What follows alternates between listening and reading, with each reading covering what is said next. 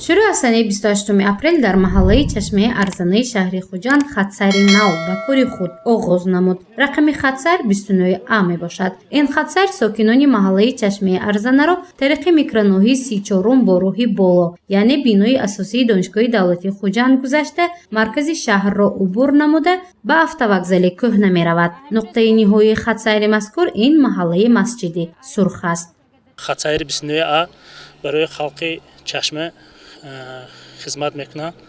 در آینده من با خدا خواهد ماشینا بسیار میشن، ماشینای بسیار میگیریم که من اگه خواهشمند باشم بیان به کار قبول میکنیم. ما از همین چشمه ارزنه میبرم طرفی راه ابریشم، بعد آچیل کدی برمده نور اسلام خیگو کدی رفته مچ سرخ به پختکار автовокзал مچ سرخ به میره. روز اول فعالیت کاری در این خطسر 7 نقلیات مسافرکشانی بود. اگر طلبات بیشتر شود شماره میکرواتوبوس‌ها زیاد کرده می شود. از این پیش از محله چشمه ارزنه تا به автовокзали کهنه خطسر وجود نداشت. ساکنان برای تشکیل آن به شرکت تلویزیون و رادیوی سیمای مستقل یکم مراجعت کرده بودند. بعد پخش نوار نمایندگان مقامات اجرایی حکومت دولتی شهر خوجند در یک هفته به مشکلات آنها رسیدگی کردند. از شکایتتون که استماع بکردید قناعتمند شدید می؟ روزی ما هم شکل قناعتمند شد که هر چی نباشدم برای خلق چشمه یک دینی بازیار شد. روزی با یک بازیار شد با قرارمند حق خونش میشم. روزی قناعتمند، روزی به نقد. اگر با یک دینی نباشد با نه قناعتمندی زیاد است. رحمت.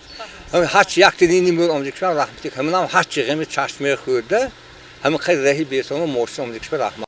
برای تشکیل خطسری نو از جانب ساکنان محله طلبات زیاد بود. آنها هنگام صبح، نصف روزی و بیگاه به میکرواتوبوس‌ها نیاز داشتند، زیرا نقلیات در این وقت‌های پرشدت بسندگی نمی‌کرد. از این پس باشد ساکنان نسبتاً اظهار قناعتمندی می‌نمایند، زیرا اکنون در محله چشمه ارزنه 3 خطسر 41 آ، 8 آ و 29 آ رسما فعالیت دارد. این خطسرها به ساکنان محله خدمت رسانی می‌کنند.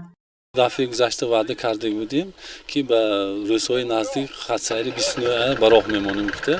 من امروز خداتان شاهد آن هستید که از همین روز خطسری 29 فعالیت میکند. این خطسر پر اون طلباتی که از ساکنان چشمه ارزنه پیش کرده شده مراجعت کرده بودن و مقامات اجرایی حکومت دولتی شهر خوجند عملی گشته ایستاده است که این یک مقدار ساکنانی که به طرف автовокзали کهنه به تیک دانشگاه دولتی خوجند راهی میشن اینها رو یا به مرکزی شهر اونورمال میگم یا автовокзали کهنه پر قانع میگرداند. امروز روز اولین 6 عدد میکرواتوبوس در خطسری 29 فعالیت میکنند.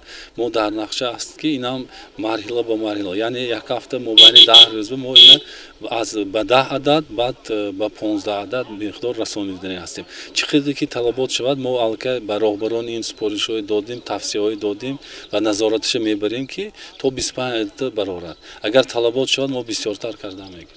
رحیم سولیزاده مدیر بخش نقلیات و علاقه مقامات اجرایی حکومت دولتی شهر خوجند میگوید که با تشکیل خطسری رقم 29 آ قناعتمند نمی شود و برای دوباره برقرار نمودن خطسری رقم 9 آ و برآوردن اتوبوس‌های زمانوی به این منطقه کوشش می نماید، زیرا شماره ساکنان در این محله تا رفت بیشتر شده ایستاده است. از اینجاست که برای با وجود نآمدن مشکلات سری وقت کاربری را آغاز خواهد کرد.